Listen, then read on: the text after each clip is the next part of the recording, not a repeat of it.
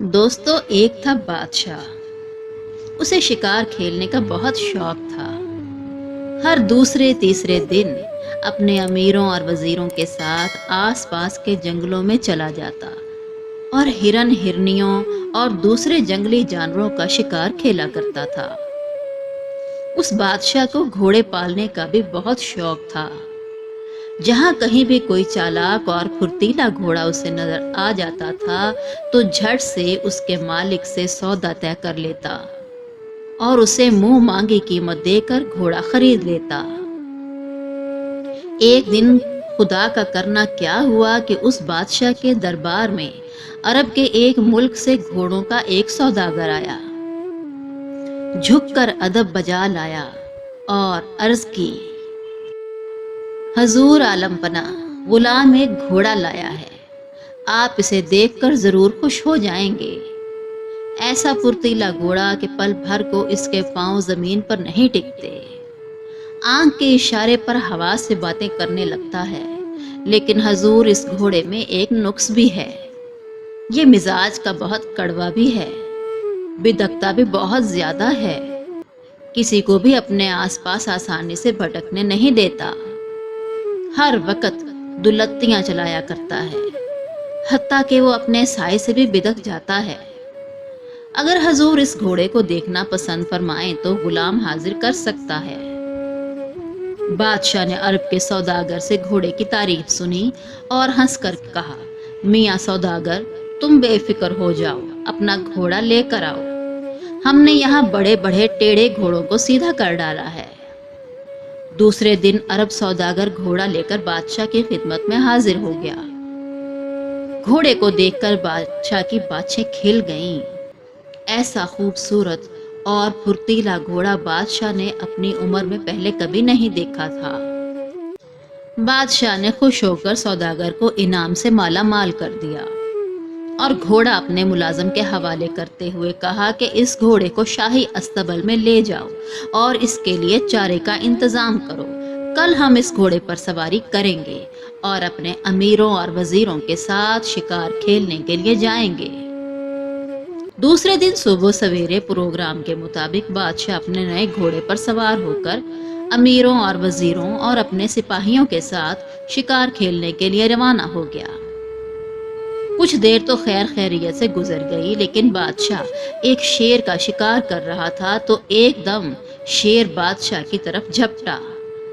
شیر کے جھپٹنے سے بادشاہ کا عربی گھوڑا اچانک بھڑک اٹھا اور بادشاہ کو زمین پر پٹک کر سرپٹ ایک طرف کو بھاگ کھڑا ہوا۔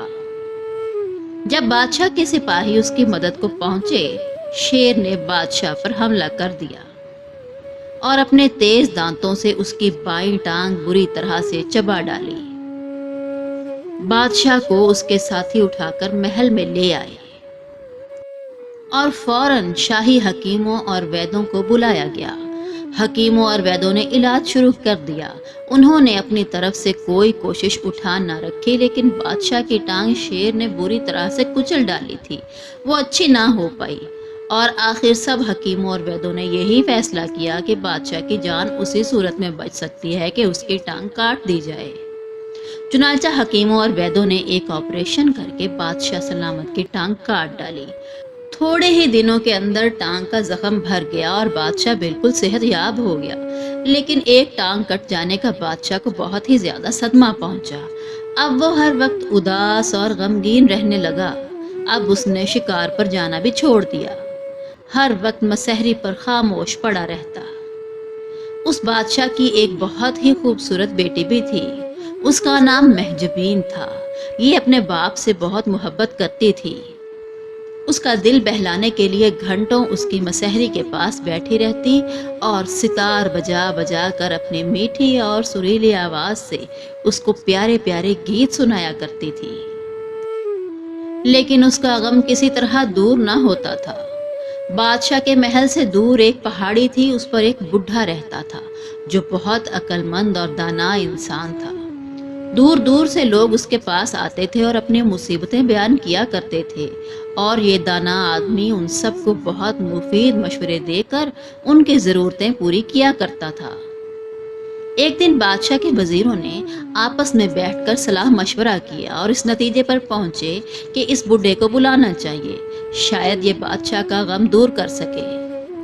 جب بوڑھا بادشاہ کے سامنے حاضر ہوا تو بادشاہ نے اس عزت سے اپنے پاس بٹھایا اور کہا کہ بڑے میاں، تم میرے ملک میں سب سے زیادہ دانا اور عقل مند آدمی ہو۔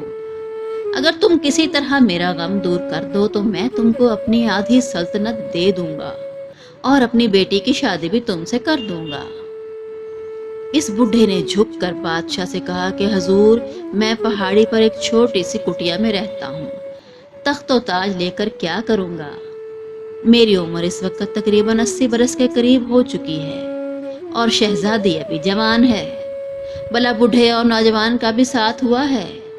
آپ ایسا کیجئے کہ اپنے ملک میں ڈھنڈورا پٹوا دیجئے کہ جو کوئی بادشاہ سلامت کے لیے نئی ٹانگ لے آئے گا اسے آدھی سلطنت انعام کے طور پر دے دیں گے اور اسی کے ساتھ ہی اپنی بیٹی کی شادی بھی کر دیں گے۔ کیا معلوم کہ کوئی ایسا عقل مند اور بہادر نوجوان مل جائے جو حضور کی خواہش پوری کر دے۔ یہ سن کر بادشاہ خوشی سے اچھل پڑا اور بولا کہ بہت خوب، مجھے تمہاری یہ رائے بہت پسند آئی، میں ابھی اس کا انتظام کر دیتا ہوں۔ دوسرے دن بادشاہ کے حکم کے مطابق سارے شہر میں ڈھنڈورا پٹوا دیا گیا کہ جو کوئی ہمارے لیے ایک نئی ٹانگ لے کر آئے گا، ماں بدولت اسے آدھا تخت اور اپنی بیٹی کی شادی بھی اس سے کریں گے۔ یہ ڈھنڈورا سن کر سینکڑوں لوگوں کا جی للچایا اور وہ جلد جلد ٹانگیں بنانے لگے۔ چند دن بعد سینکڑوں لوگ مصنوعی ٹانگیں لے کر بادشاہ سلامت کے محل کے سامنے آ کر جمع ہوئے اور لگے ایک دوسرے کو دھکے دینے اور چلا چلا کر کہنے لگے کہ بادشاہ سلامت، ٹانگ حاضر ہے۔ حضور، میں نے بہت اچھی ٹانگ بنائی ہے، آپ کو یقیناً پسند آئے گی۔ ہر شخص کی یہی کوشش تھی کہ میں سب سے پہلے بادشاہ کے سامنے پہنچوں اور اپنی بنائی ہوئی ٹانگ پیش کر کے بہت سا انعام و کرام حاصل کر سکوں۔ لوگوں نے اتنا شور مچا رکھا تھا کہ کان پڑی آواز سنائی نہ دیتی تھی۔ محل کے داروغہ نے انہیں زبردست ڈانٹ پلائی اور کہا کہ اگر تم لوگ چپ نہ ہوئے تو میں ابھی تم سب لوگوں کے سر اڑا دوں گا۔ آخر بادشاہ نے حکم دیا کہ انہیں ایک ایک کر کے ہمارے سامنے پیش کیا جائے۔ پہلا شخص بادشاہ سلامت کے سامنے پیش ہوا۔ وہ لکڑی کی ٹانگ بنا کر لایا تھا۔ کہنے لگا کہ بادشاہ سلامت، ذرا اس ٹانگ کو آزمائیے، اگر ٹھیک نہ آئے تو میں اپنی ناک کٹوا دوں گا۔ جب بادشاہ نے وہ لکڑی کی ٹانگ اپنی کٹی ہوئی ٹانگ پر لگائی تو وہ ایسی بھاری تھی کہ بادشاہ کے لیے اپنی جگہ سے ہلنا جلنا بھی دو بھر ہو گیا اور اس نے وہی ٹانگ اٹھا کر اس آدمی کے سر پہ دے ماری۔ اب دوسرا آدمی حاضر ہوا۔ یہ ٹین کی بنی ہوئی ٹانگ لایا تھا۔ دیکھنے میں تو یہ ٹانگ بہت خوبصورت تھی، لیکن جب بادشاہ نے اسے اپنی کٹی ہوئی ٹانگ کے اوپر لگایا تو وہ وہیں پھنس کر رہ گئی۔ ٹانگ لانے والے آدمی کے چہرے پر ہوائیاں اڑنے لگیں اور وہ تھر تھر کانپنے لگا۔ بادشاہ کے امیروں اور وزیروں نے بتیری کوشش کی کہ کسی طرح یہ ٹین کی ٹانگ اتر آئے، لیکن کچھ کامیابی نہ ہوئی۔ آخر لوہار کو بلوایا گیا اور اس نے بادشاہ کو اس بڑی مصیبت سے بڑی مشکل سے چھٹکارا دلوایا۔ بادشاہ اس تکلیف کے باعث سخت آگ بگولا ہو رہا تھا۔ اس نے حکم کیا کہ اس بدتمیز آدمی کے گلے میں یہی ٹین کی ٹانگ باندھ کر اسے بطخوں والے تالاب میں پھینک دیا جائے۔ اس کے بعد اور بھی بہت سے لوگ ٹانگیں لے کر بادشاہ کی خدمت میں پیش ہوئے۔ ان میں ایسے بھی بے وقوف لوگ شامل تھے جو کہ روئی اور کپڑوں کی ٹانگیں بنا کر لائے تھے اور کئی ایک بانس کی ٹانگیں بھی لائے تھے۔ یہ سلسلہ شام تک جاری رہا۔ غرض طرح طرح کی ٹانگیں بادشاہ سلامت کی خدمت میں پیش کی گئی، لیکن سب کی سب بیکار۔ چنانچہ ان ٹانگوں کے لانے والے کا بہت برا حال ہوا اور انہیں دھکے دے کر محل سے نکال دیا گیا۔ اب بادشاہ پھر اداس اداس رہنے لگا۔ وہ سارا دن غم کی مورت بنا تخت پر بیٹھا خلا میں گھورتا رہتا، نہ کسی سے بات کرتا، نہ کہیں آتا جاتا، ہر وقت غم میں ڈوبا رہتا تھا۔ محل میں ہر کوئی اداس تھا۔ کئی مہینے بیت گئے مگر اس کے ہونٹوں پر مسکراہٹ نہ آئی۔ شہزادی مہجمین اپنے باپ کی یہ حالت دیکھ کر ہر وقت روتی رہتی۔ دربار کے حکیموں اور ویدوں نے ایک دوسرے سے کہا کہ اگر ہمارا بادشاہ سلامت اسی طرح اداس رہا اور غم کھاتا رہا تو تھوڑے ہی دنوں کے بعد مر جائے گا۔ اس طرح کچھ عرصہ اور گزر گیا۔ ایک دن بادشاہ کے دربار میں بہت خوبصورت نوجوان شہزادہ حاضر ہوا۔ اور بادشاہ سلامت سے ملنے کی خواہش ظاہر کی۔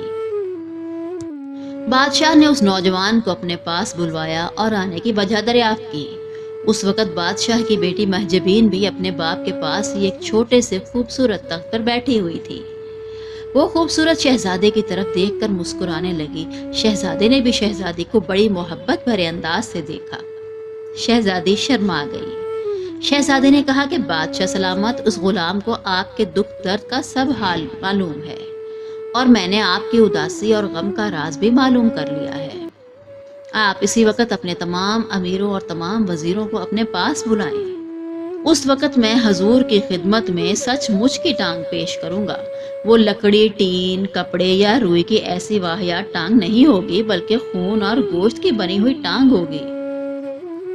بادشاہ سلامت کی آنکھیں شہزادے کی بات سن کر خوشی سے چمک اٹھیں۔ کہنے لگا، اے نوجوان، کیا تم سچ کہتے ہو؟ شہزادے نے کہا کہ کل اس وقت دربار میں حضور اپنی آنکھوں سے یہ دیکھ لیں گے۔